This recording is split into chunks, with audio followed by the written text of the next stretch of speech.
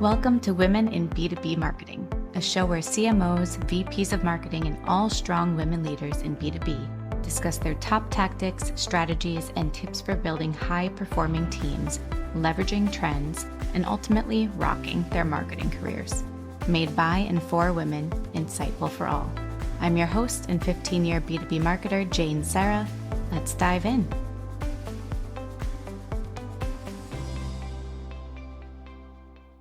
Welcome, everybody. Thank you for joining us for another episode of Women in B2B Marketing.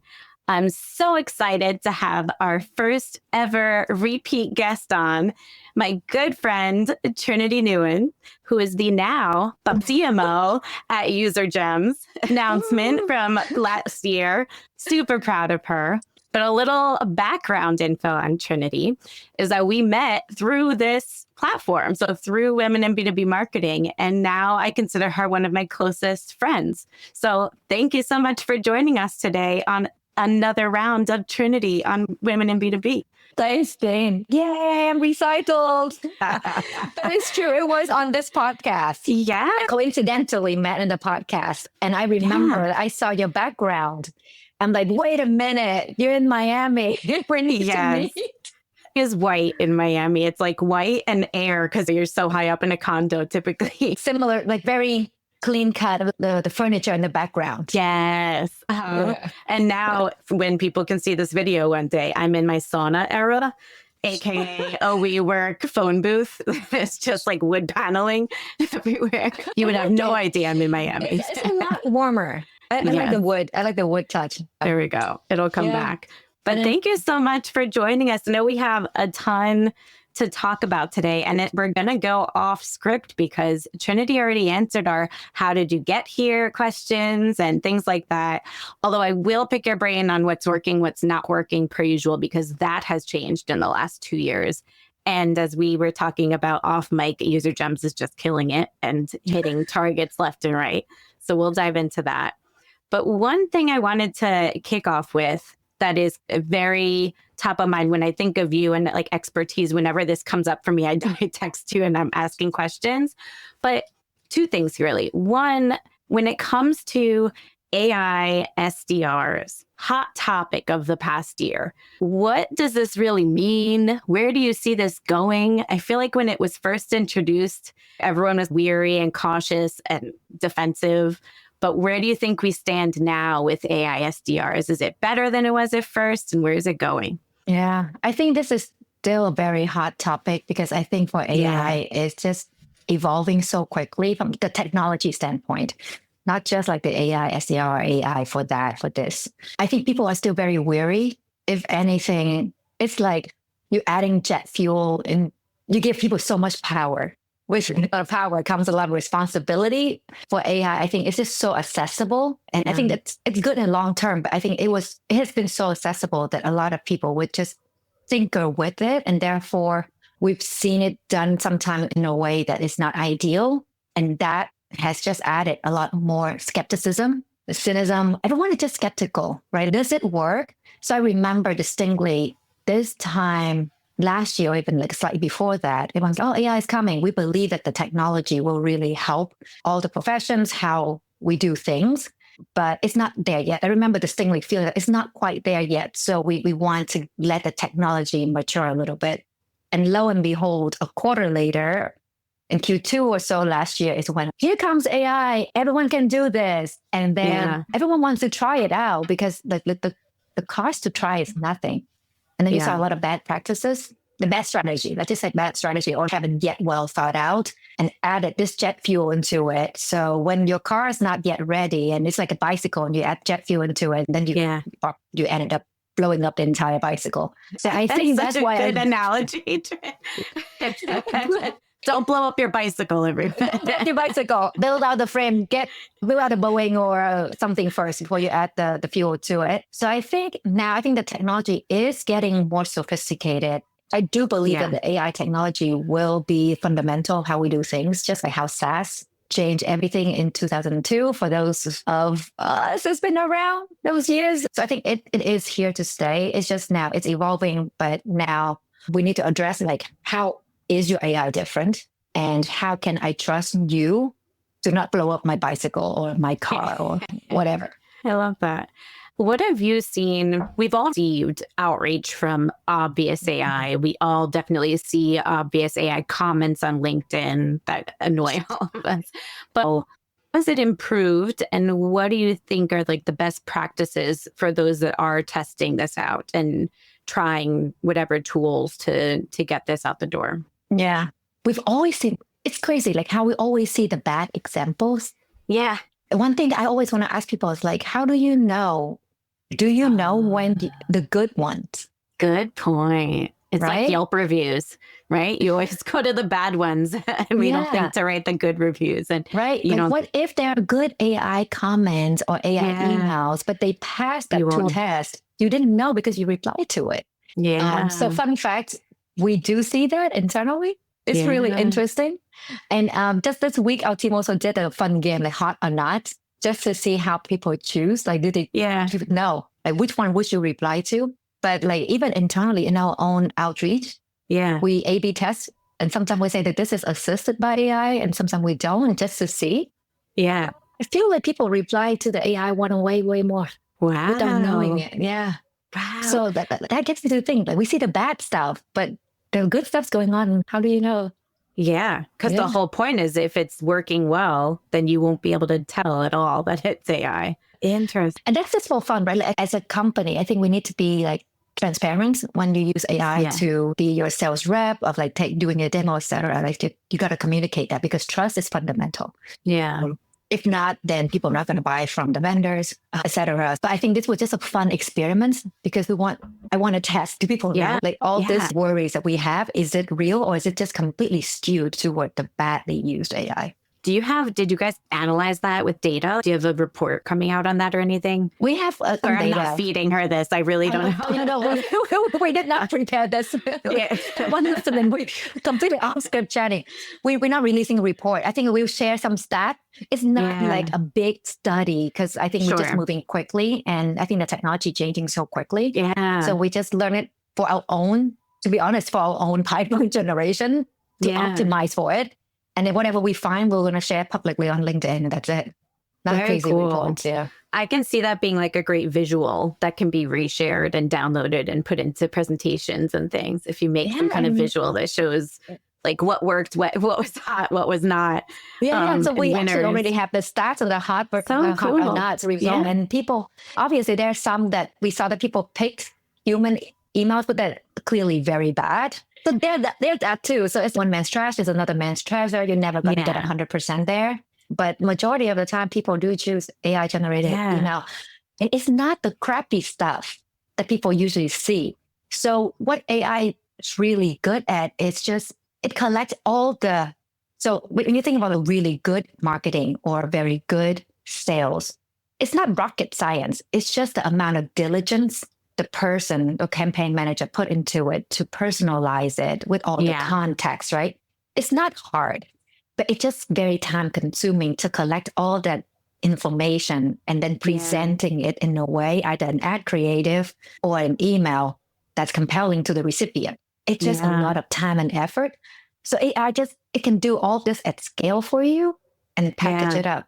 So it makes sense why AI emails would perform good if you give it the right instruction or it has the right set of data to work off of. So 2 questions on this. How do you and your team stay on top of checking it, right? I know this is talked about a lot on LinkedIn. Sendoso talks about this a lot, but how to properly keep on top of your AI to make sure they don't say inappropriate things and make sure they're still thoughtful. So how do you do that? And then also I'd love to get into how this AI SDRs fit into the team. Yeah. So obviously, like everything else, that we start small. So the way we'll cover this, like we have a session talking about like how we do it internally and we just share everything. And we're not saying that we know everything. We just made a ton of mistakes really quickly just so that we learn and then so we can share outside. What we do is like we start tiering. For us, we tier accounts. So we can go back to the drawing boards like, this is our entire team. How do we tier in a way that we can, this is 100% human because there's human plus machine, but more human, slightly less machine. And then the tier 3 is like less human, more machine. And then tier 4 is like all machine, right? So every company has their tiering criteria. We use a lot of signals. So we pull in all the signals to prioritize, and then we give some different signals different weight. And that's how we split up into 4 different tiers. Are tiers for you just on your target audience, like your ICP by tiers, or is it also, do the signals move them across the tiers as well? The latter. So we start out with the P criteria, the typical, and then the persona in there. And then we layer in like tons of signals. Do they have past champions there? Do they have new hires? Do they have funding? Are they hiring for the role we care about? So it's a lot of signals. So that's why we had to, initially we built out manually one by one. We ended up having 40 something workflows for different signals. So like workflow is like a campaign for new hire, a campaign for like past champion. And at one point, it's just so many because there's a campaign with intent, campaign that visit your website. Mash all that in AI, like these are all the signals we want, give it a score, and then assign the score for the account. And then that moves the account into tier 1, 2, 3, or 4. Do you also tier the outreach itself? So if somebody, let's say, has funding and then a past champion comes into that company and there's a new hire, like each of those, how do you prevent just being overwhelmed and sending all 3 of those sequences at the same time? So that's why we need something consolidated like an AI, because in the past, we ran into that issue. Yeah. Because different signal that's happening at the account, you ended up sending out like 3 different emails, talk about 3 different things. But now we don't. We have just one sequence reaching out to that account. And then when the AI drafted emails, either to auto send or for the reps to review, it pulls in all these signals. Says, hey, John, notice like it lists out the different reasons why it's reaching out, and it combines the signal. So from 3 sequences, we're now down to 1. Yeah. Yeah. Very cool. Yeah. Okay. And we're going to go into signals a lot next too. But before we go into that side of things, how does the AI SDR work with the rest of the team? Right? Yeah. Yeah. So the way, oh my God, I wish we could share a screen.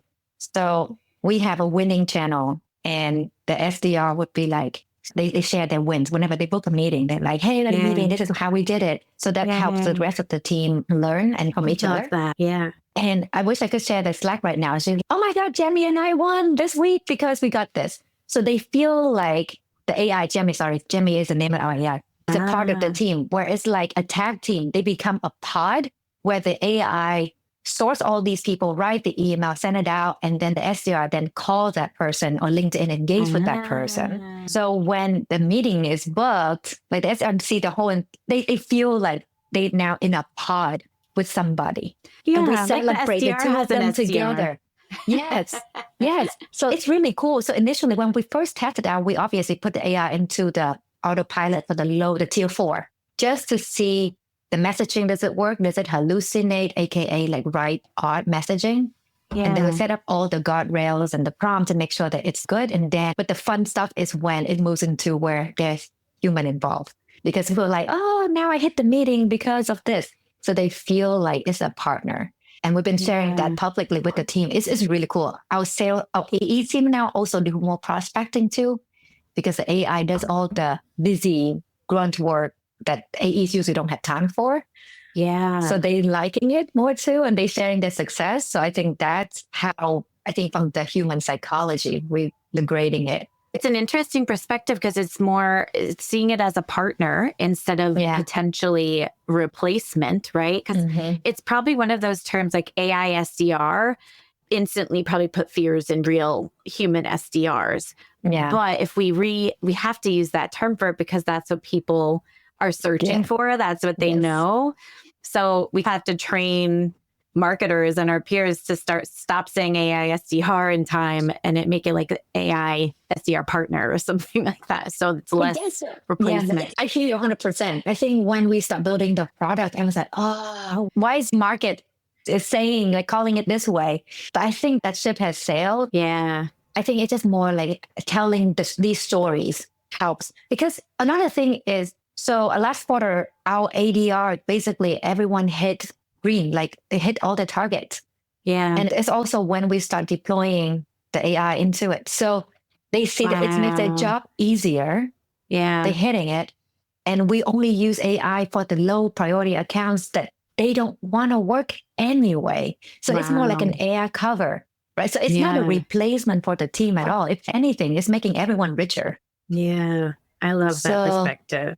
Yes, I think the narrative of, oh, you can cut your team and put it, I think that is wrong. Because actually, I think everyone will do better. Just like the yellow book back in the day we had and rotary phone to now. Yellow pages. Remember that? That's so funny. And phone booths.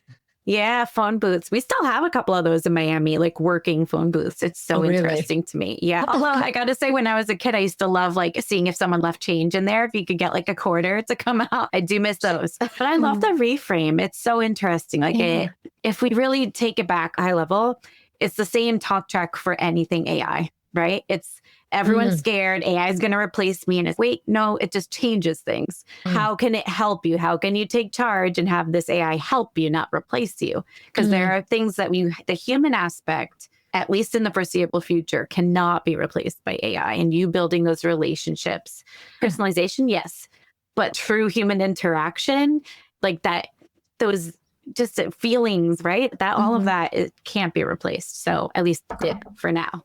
I think so. I feel like we've gone through as humans, we've gone through this cycle so many times. Yeah. Like humans is like the most resilient, if anything, like we destroy everything in our path. Okay. No one's getting rid of us. So I don't think that people are going to go anywhere. We're going to come up with more advanced things. We thought technology going to get us chiller and we're all sipping margarita on the beach somewhere. But no, we ended up working way more hours, right? Like we just don't stop. We always push. So I feel like this narrative somehow, I think because of the headlines, makes people think that it's a scare tactic. I don't think it's going to be that way. It's true. And so you touched on when you introduced Jemmy to the team, that everyone hit their targets in Q4. So I want to come back. Except for one person who decided to take 2 weeks off of vacation because he knew he was going to hit his quarterly quota. So I'm like, come on, you ruined my talk track. He's promoted. He's fantastic. He's promoted. Come on. You can still say it, just an asterisk and then a note at the bottom, except for one. Some time with the family. It's just good. But regardless, I just feel every time I talk to you and every time we hear about UserGems and like LinkedIn or in general, you're winning awards, you're hitting targets. It's just, I feel like the past couple of years have been so brutal for marketers and for marketing teams. And we're just trying to survive and hopefully hit some targets. But I rarely see everyone hitting their targets consistently. But when I think of someone that is hitting them consistently, it's you and the UserGems team. So tell us your ways. How are you thriving and hitting all your targets quarter after quarter? Share your secrets with us, Trin. So I'm going to tell the truth and the secret. Thing is not real, guys. So I'm not saying that we lie, anything like that. The thing is the recency bias or like the selection. What is the selective memory, right? There were definitely quarters that we really struggling in terms of, oh my God, things change so quickly, especially in the space that we're in, like marketing, tech, sales tech, and then SaaS as a whole with now AI in the picture. So there was some quarter we're like, oh my God. So I wouldn't, like, completely honest, I don't think like we didn't hit like quarter after quarter. When we have good news as a marketer that we share. And therefore, nobody keep track. When did we not talk about it? Yeah, that's true. They didn't say anything in Q2. And everyone listening to this, I'm going back to like my LinkedIn. I'm like, don't trust that either, guys. I'm through that. I mean, that's what I want to. That's not okay yet. But they're definitely like I think we really try to figure out. I think the hard thing for us in 2024 is just like how fast this space changed. So I remember Q4 of 23, people start talking about signals. Yeah. In the past, it was just us talking about tracking your champions when they change their jobs, checking new hires. Those are good moments. We used signals 4 years ago and no one bites. Yes. Didn't land. And then Q4 of 22, everyone started talking about it. Yeah. And there's some like people coming to our space and talking about it, which is great because it's built awareness. So going to 2024 last year, I was like, this is great. This is fantastic. This is signal platform era. Yeah. So we went like hard with that. And then lo and behold, 5 months later, AI came into the picture and basically just wiped out any like PR or noise awareness that you can build. At the same time, when we start building out the signal platform and talking about a lot of different signals, then we realized that like without AI, you cannot run signal-based go-to-market at all because it's just too much information going on. Signals is data. So then we immediately, like from product messaging, everything had to be like, okay, we need to go back on the signal conversation and figure out how to communicate. Like AI is the next, basically we skip a stage to talk about AI and how it helps and how like AI based on signals is the right way of going to market. So that was entire last year. Like, I think I dyed my hair like multiple times. Botox visits, like those women in marketing, right? I can talk about these things. Yes. Yeah, it was definitely like a hard year to figure out. And I'm just thankful that we landed where we needed to go. And it turns out well, but it was brutal. So I'm in the trenches, just like everybody else. That's true. It's a really good point you're saying. Like all of us, I think we try to be more vulnerable and real on LinkedIn. Like you said, you're sharing accurate information and numbers when you're posting everywhere on LinkedIn and sharing things. You're just omitting the times where you were having like the downs of the roller coaster. Yeah. And we all do that a bit on social, right? To an extent, we're not going to share our failures unless we feel like it on a whim one day or in hindsight, like a couple of years later, like this was a failure from back in the day that doesn't matter anymore. Yeah, I think there's that, but I think it's more, so there are two things. I think there are people who to build in public and they share like live reporting.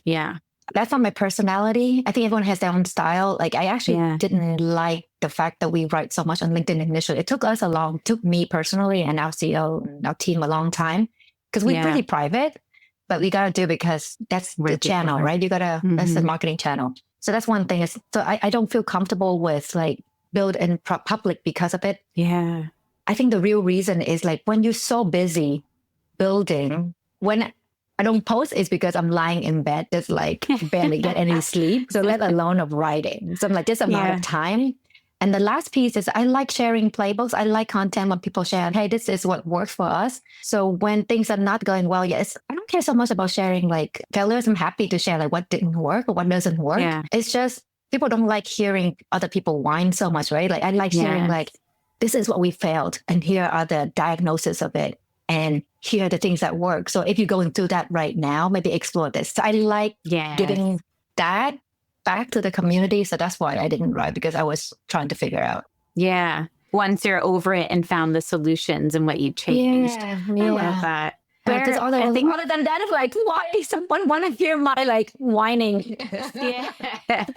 One thing. So if anyone is listening has not spoken with Trinity or seen her talk at an event or heard her in another podcast, every time I speak with Trinity personally, like out for dinner or on a show or see you speak, I always come out with tactical action items that I am going to go try and implement. So you're very tactical. Even in casual conversation, I get inspired talking to Trinity.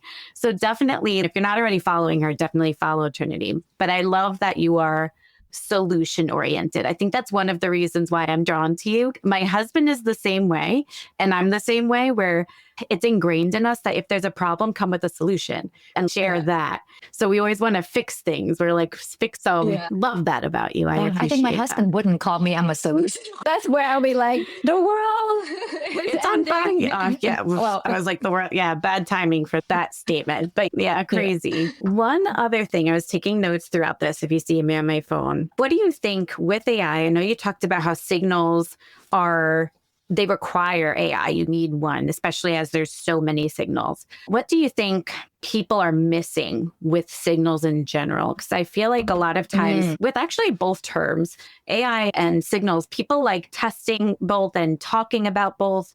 But I see a lot of misses, and I'm sure I'm guilty of a lot of misses myself, like of actually implementing properly and thoughtfully, because there's so much to try. It's like kid in candy shop, right? There's a million things you want to try.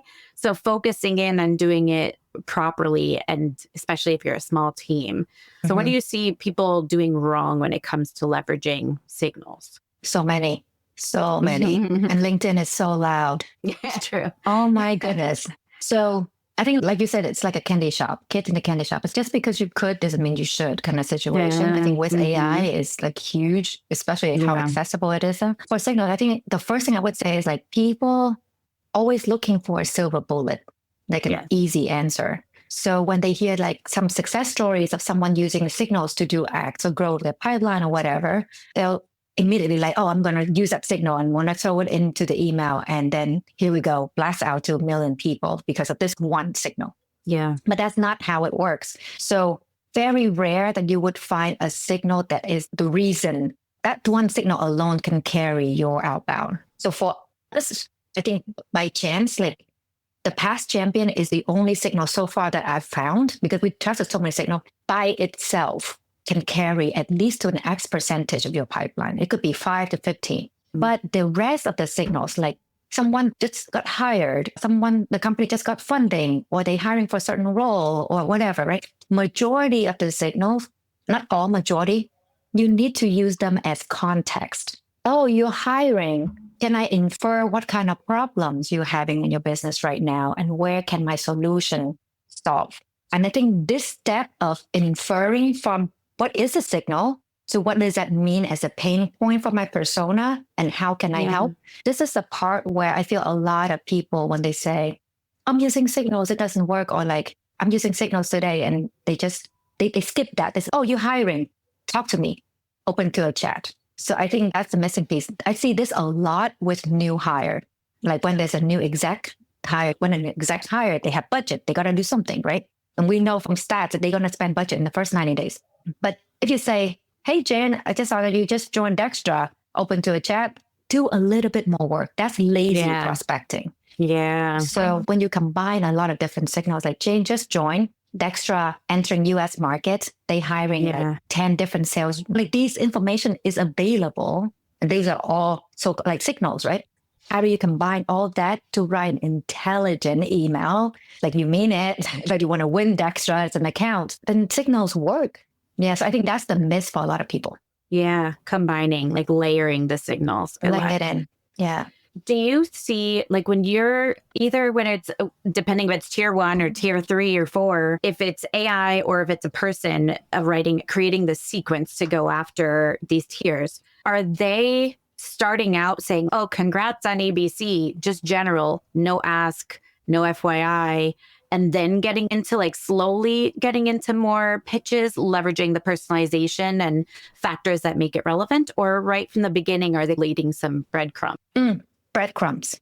Okay. And I think this is how we build it for ourselves. Obviously, if you use any kind of AI, you can customize your prompt to tell it what you want it to say. But for us, so we would leave breadcrumbs. So for an example, if there's a past champion that just joined, we also look for, does this account have a previous close loss with us? Yeah. Is there any other past champions that already there? So they would say, hey, congrats on your job. We missed you at the last company. By the way, this new company evaluated us in the past. Maybe you want to talk to John. Wow. So you sprinkle it in. And then the second email could be hey, by the way, did you talk to John yet?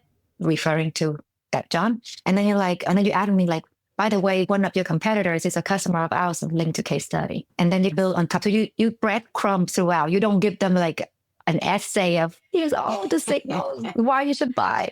Maybe I'll try it just to see how people react to it. But because we sell this solution, but crumb it out. And this is not novel, because I've watched a lot of SDRs and sales reps over the years, and the good ones, they do this when they really want to and have the time. AI just make that. Yeah. I love this. I'm writing down so many different things. I swear, every time I talk to you, Trinity, I'm I need to try this. I need to share this with Chris. I write down different things to try. We talk about pipeline stuff, outbound stuff. I love that. But I learned from partner marketing. And then you just talk about your sister working in B2C. And I love anything on the brand and creative. It's so fun. I'm the least creative person. Yeah. I'm yay, I want to learn how she does it. So funny. Anyone listening, if you're ever in Miami, hit me and Trinity up, because we can geek out over drinks or food all about marketing. We find people who love to talk about this stuff and have fun talking about it. And we could literally even offline over dinner, we're still talking marketing. We have a problem. The fact that we talking about this stuff so much.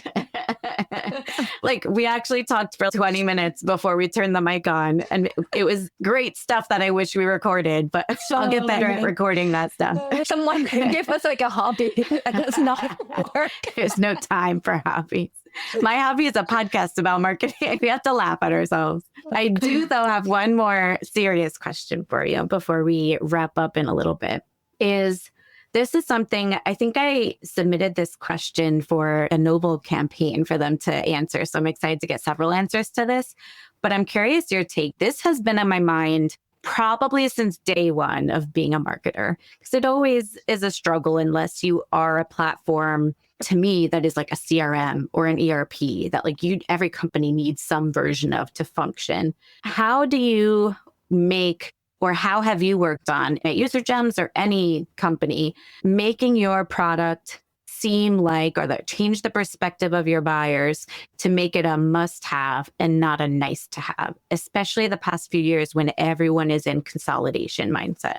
Man, this is such a good question. I think this is a question that everyone tries to answer, from founders to VCs, right? Oh, is this a painkiller or is this a supplement? And everyone has their own rosy lenses or the ways of cutting it to analyze a thesis, analyze whether this is painkiller or not. From being like an operator, and then like where I've been, the way I think about it is, I think the real answer is maybe I'm wrong with some exception, but majority of tools, we would never be able to start out being a painkiller for the market that we're going after. Because at least for most startups or most businesses, you start out very niche because you're resource strapped and you don't want to draw too much competition attention. So if you can find a way to be the painkiller for a very niche group, very small, then I think that answers your question. And then as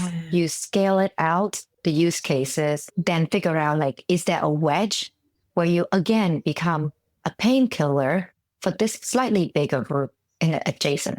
And then over time, that's when that's your dream ICP or dream TAM, SAM, whatever. Then over time, then you become such a big part of their tech stack or their go-to-market that you truly become the must-have, the painkiller. But a lot of companies, because especially if like fund VC back, we have crazy target to hit, or even I think just a dream of the founders too. Like, this is our target persona. We want to be the core tech for the sales leader or an HR leader or marketing leader. But when you're small, and most of us are small, unless you HubSpot or Salesforce, I think going the wedge by wedge over time is the best way to get there.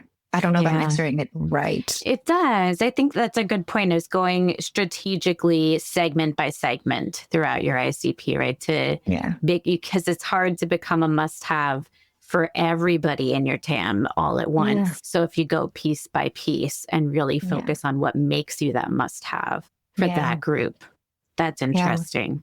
It's a constant struggle. But when you said like a must-have for everyone, that's the red flag for me right there immediately, because we can't. It's like dating. So I went to MBA at Catalog, which is huge for like brand, for like consumer products. And they say, it's like dating. You cannot be the perfect person for everyone. You're gotta find you're the one, and you are the one for that person. So find you're the one. Then maybe you can do open relationship. I think the analogy stops there. Then you can bring in more tools into that relationship.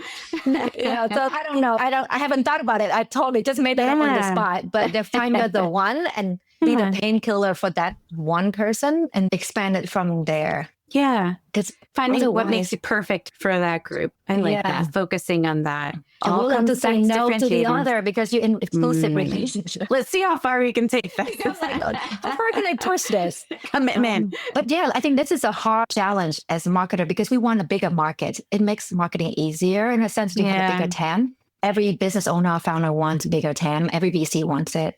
Everyone. But I think execution is really hard to like a new startup to go out. Hey, Miss Chief HR Officer, I am your must-have for the entire stack. Whoa, who are you? And then your competition, the incumbent is going to crush the heck out of you. And they definitely can't crush you. So. Exactly. With competition, it feels like a lot of like in the tech space, this is just the nature of life, right? Like evolution, everybody's growing from what they start as to like building out what their capabilities and features and functionality are. it feels like almost everybody in time is going to become some sort of CRM of some sort, right? As you built, what are you? Like a HubSpot, a Salesforce, like all in one. It'll be interesting to see how everyone like eats each other up and acquires, and it'll be interesting to see how that unfolds. Part of, I think, why I love tech so much. It's really fun to see how all of that unfolds. Yeah. I think that's also depending, every strategy has its place depending on the stage that the company is in. So when you're talking about the CRM piece, like when you get to its business, you get to that point, then it makes sense. Once you already satisfy you're the ones of the different use cases, like you already did that, then naturally for the business to grow, you got to expand into the other workflows. And then you become the CRM of like HR officers, et cetera. And that strategy makes sense then. When you start early on, and you can't, because you can't do everything great. Yeah. So I think there's a strategy for that. And I think that's also, position is a good way to grow the business as well from the revenue standpoint. And then the challenge there is how to integrate all that in and do everything well together. Yeah. But I was just thinking from like the beginning, when you start out. For sure. Yeah. You have to focus on something specific. You can't come up against HubSpot from the get-go, from day one. And Microsoft. How do you see marketing and go-to-market evolving, since we keep coming back to that thread of things changing and how things are evolving over the next couple of years? Like there was mobile, then now AI, like all these things are changing. There's the ups and downs of consolidation and in your tech stack. It used to be great to have a ton of specialist tools. So with all of those changes, do you have anything that you see happening, or you're starting to see, or think is coming in the next couple of years? You mean like from the marketing standpoint? Yeah, that will impact go-to-market. I don't think I have anything novel, because I think a lot of people are talking about it. It's hard to learn new things, but we have to somehow get on top of not what's going on in the AI, but how to bring it into our normal workflow as a tool.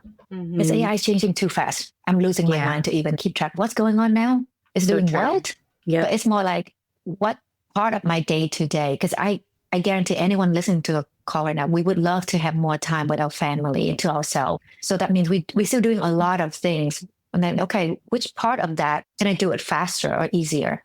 It took me a little while to get out of my habit or routine. So I have a default like GPT, like OpenAI, because I have a subscription there, but you can use anything as a default next to my calendar whenever I turn on my computer to remind me if I want to ask someone something, I go to there first.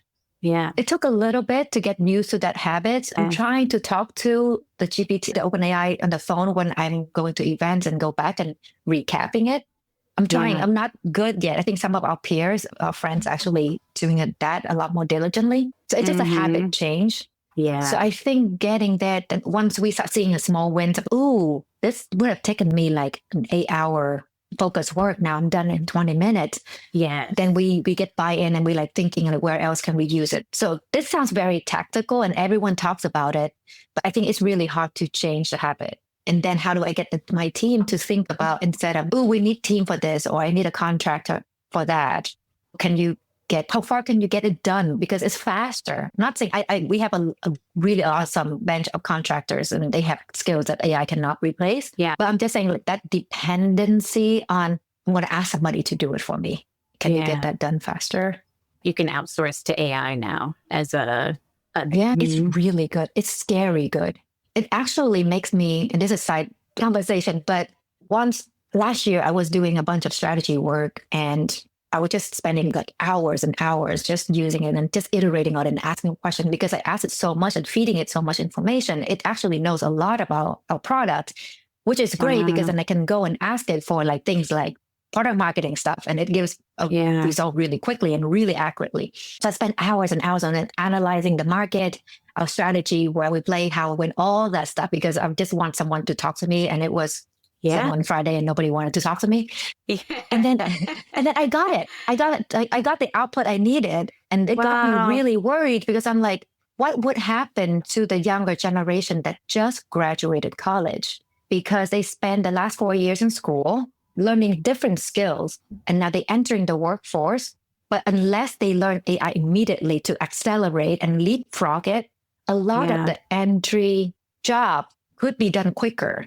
This is the part that scares me. I think this is the part that I'm like, crap, this is scary. So I wonder if there's any kind of, I don't know if anyone's already done some kind of boot camp to help the recent grads to use AI to, instead of become like an SDR, they become a senior SDR because they can carry higher quota because all the tools there. I feel like this is not a replacing human. I think this is a skill gap that the recent grads might be experiencing. I don't know anyone talking about this. This scares me. I'm not hiring a 22 to do strategy anymore. Add to your to-do list for this year, Trent. I think UserGems would be great at creating such a boot camp for recent grads who are going into sales. It feels like such a perfect fit for you guys, like getting everyone comfortable with AI. It just sounds so like it's helping the community.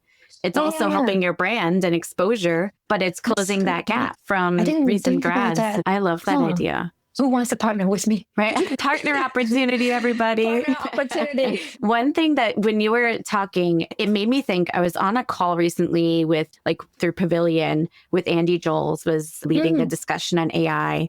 And he said that he often works with CMOs who are saying, okay, or CEOs, I'm going to put, must work on AI as part of their OKRs, right? AI specific OKRs. And that's not the way you do it. What you do is you look at your OKRs, you look at your goals for the quarter, for the year, and how can AI help me achieve this? So don't make AI like a goal. AI isn't a goal. It's something you should be leveraging, like you keep saying, like your partner, your sparring partner, your assistant, your everything to help you hit those goals. So working it into your OKR rather than it being an OKR itself. And I thought that was such a good. Very true. Yeah. That is very true. But even on a very tactical level, the way that we figure out which programs or campaigns we want to use AI and stuff like that, which is this program X, if we map it out like an assembly line, which parts of the parts that people actually don't want to do. And you can tell you manage people as people just don't complete those things, for example, or they're delaying it takes too long. Put AI into that one. So it feels like it's an assistant. So tying back to what Andy said, it's not an OKR. It's a tool to help you hit your OKR. Yes. Yeah. Exactly. It's such a good reminder because I think I've been guilty of that too because I'm trying to get AI to be more like a habit, as you mentioned, with me and my team, but it's that differentiator is so important.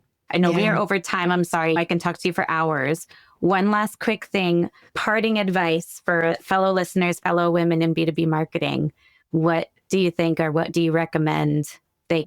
Any advice, parting advice for us, putting you on the spot.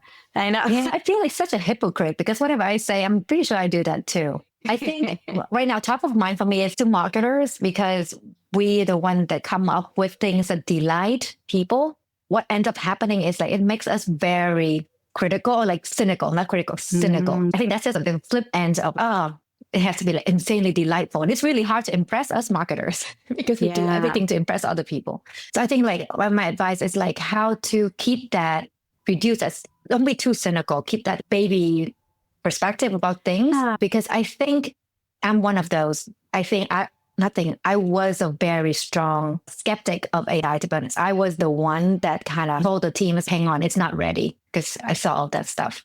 Yeah. And I'm kicking myself in the butt. Why was I such a naysayer? We never know when there's a window opportunity if you're just a little bit less cynical. So I guess that's just advice for my old self today. Yeah. Speak it into being, manifest. So more open in 2025. That can be your word of the year. Yeah. Stop being haters. Where can people find you if they'd like to connect? LinkedIn. I'm on LinkedIn. So I think that's the easiest way to find me. Inbox is a little bit harder. And everybody, come to Miami and Jane. Yes, come IRL dinner with us. And definitely Google Trinity and any videos guarantee. I hope you saw from this conversation too, but it's, again, you just get gems, no pun intended, every time you talk to Trin of just little things that you can apply right away. And it's always super beneficial. So Google her in addition to connecting with her on LinkedIn. But thank you, Trinity. So good to have you on the show. First repeat guest ever. Yeah, thanks for having me back. I feel like I need to send you an award or something. I'll take it. I'll post a photo, get ready with me, and then pull out. Let's do it. Thank you, everybody, for listening. If you liked the episode, connect with us, chat with us, let us know what you liked, any follow-up questions, and please rate the show, review the show, helps us get in front of more women in B2B marketing and everyone else too. We don't exclude. Thank you, everyone.